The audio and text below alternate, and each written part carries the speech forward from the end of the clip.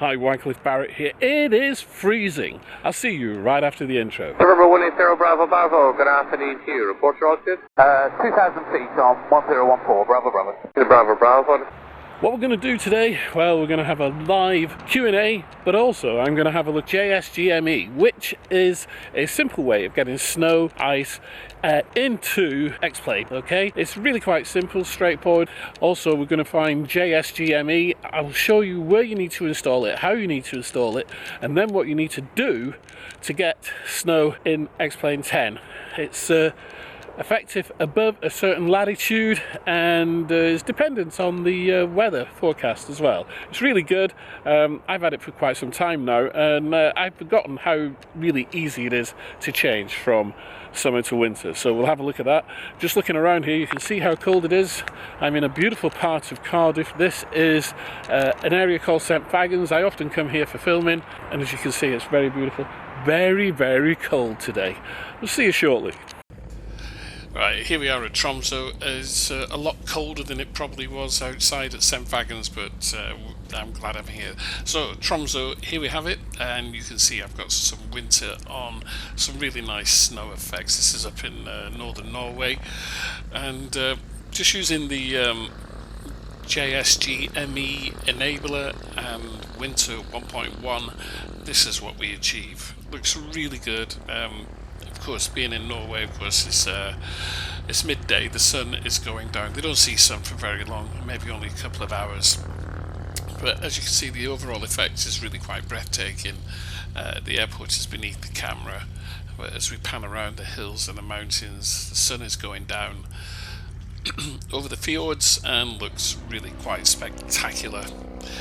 So we're going to talk about how to get this. I'm going to show you where to go, what you need, and the first thing you need is JSGME.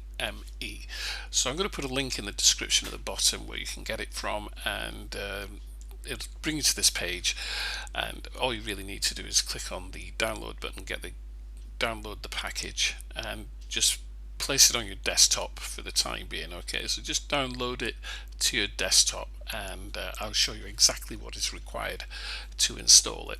Once you've got JSGME, you then need to get Winter Package 1.1.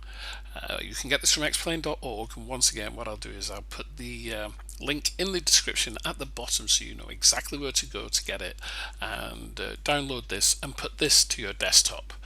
Once you've done that, you need to uninstall, or should I say install, JSGME, and you need to install it into your main Xplane directory folder. Okay, your main Xplane directory folder. Once you've done that, you'll see that you have a number of icons. Okay, you have the setup icon there, and that is it. So you click on that, double click on that, and it will set it up, and then you'll get the two icons to the left. So you get the JSGME with a G in it, and then you get the kind of configuration file, which is the gear wheel. So that one there, highlighted in blue, and then the one next to it with the configuration wheel.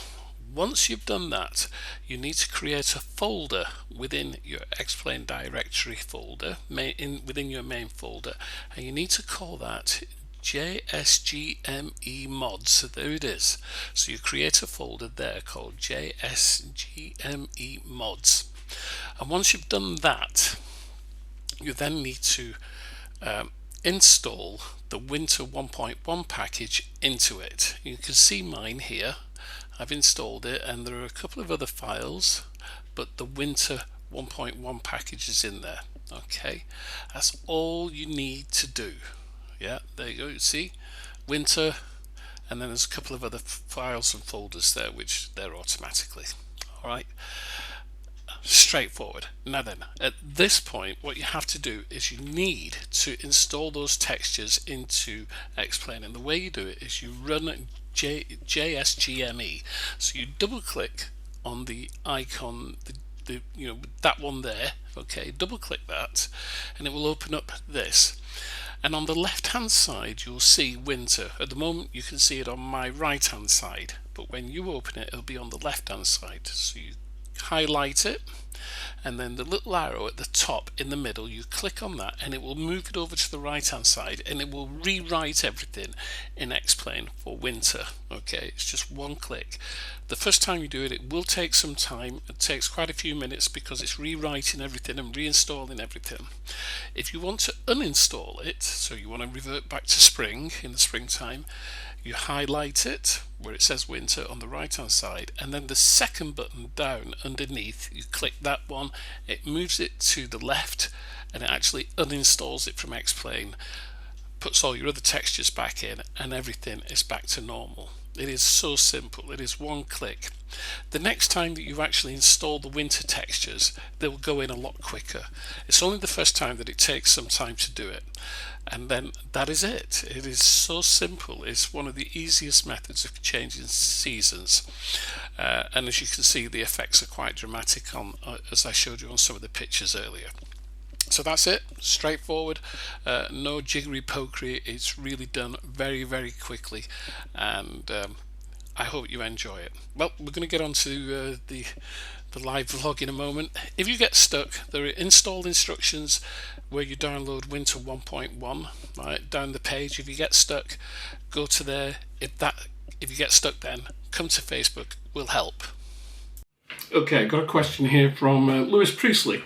And Lewis says, what are your future goals, projects, hopes with Xplane Dedicated? Well, good question. I'm really not quite sure. My main hope is that we just keep growing and expanding in terms of membership.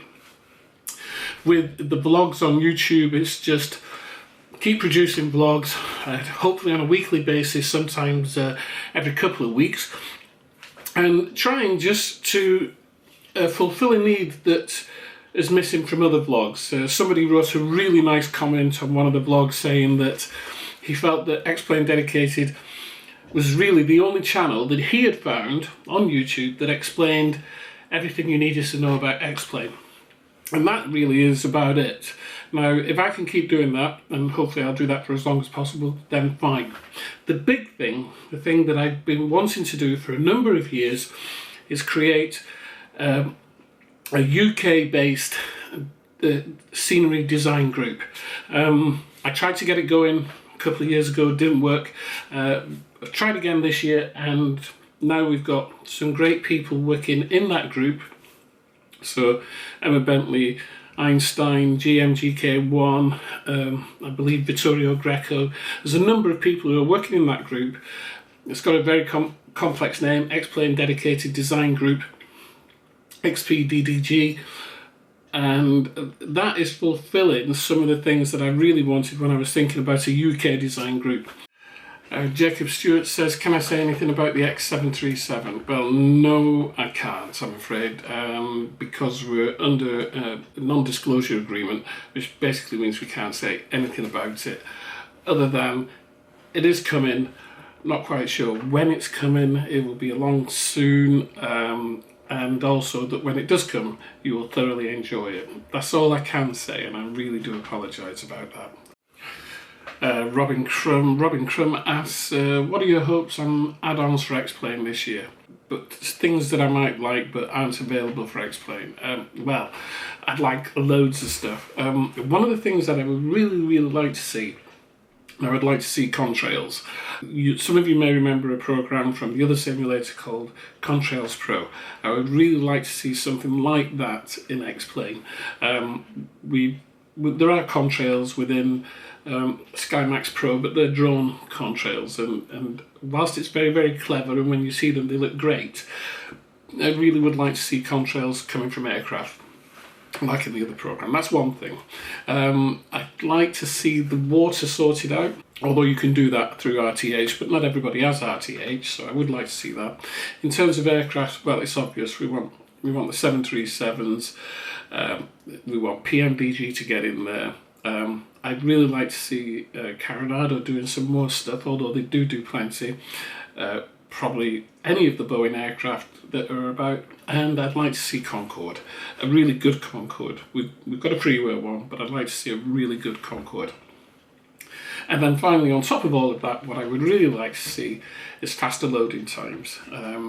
the loading times for Xplane it can seem like a long time. It isn't by comparison, but if it was quicker, I think that would be number one. Sorry, I've just remembered something else, and that is custom designed airports. So with custom buildings going into the gateway, because not all of the airports that go into the gateway are anywhere near good enough as far as I'm concerned. I've seen a lot of them, and some of them are absolutely shockingly bad. Whereas some of them are very, very good. Okay, so those are some of my hopes. There's a lot more, but some that I can't even talk about. Okay.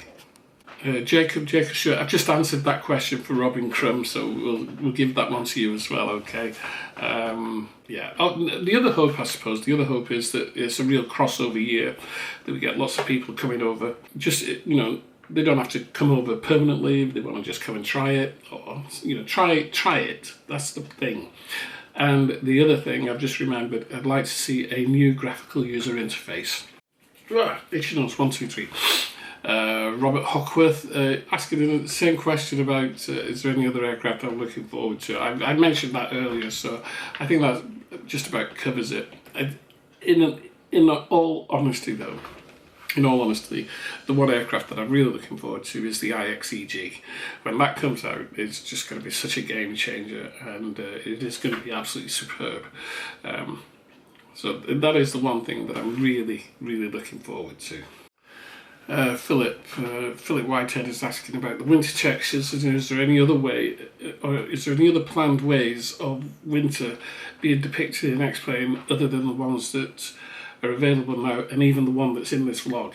There are a number of people working on winter textures and trying to figure out how to get it to work. Now, Einstein has figured out how to change the trees based on data ref, so it's data ref driven, and the trees change from leaf trees to leafless trees based on a date. Okay, so when a certain date rolls around in autumn, the trees are bare, and when the date rolls around in the spring, the trees will have leaves on. Now, Einstein's figured that out. Now, I think, and we did have a conversation, I think he's trying to figure out the same sort of thing with winter seasons and autumn seasons.